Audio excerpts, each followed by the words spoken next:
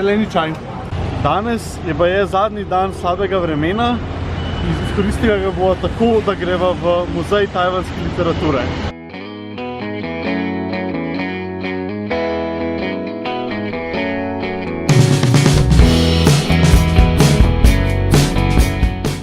Oblaki so se skrili in sva hitro odšla do Konfucijevega templja v bližini, preden si sonce premisli.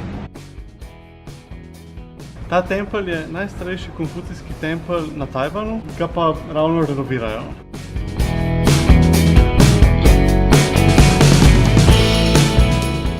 Za mano je najbolj znana tajvanska veleblagovnica Hayashi, na drugi strani ceste pa je banka zgrajena v grškem stilu.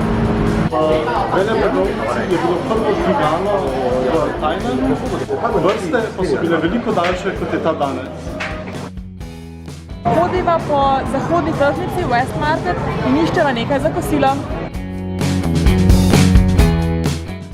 Čisto po naključju sva našla eno zelo slavno restauracijo z doma narejenimi vontoni in rezanci.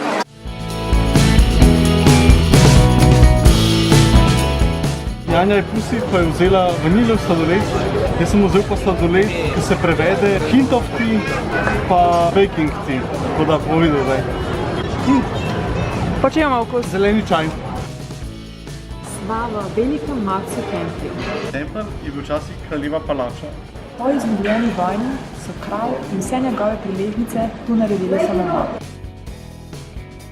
Sva v templju posvečeno vojni in ravno kar so veliki prinesli polno darov.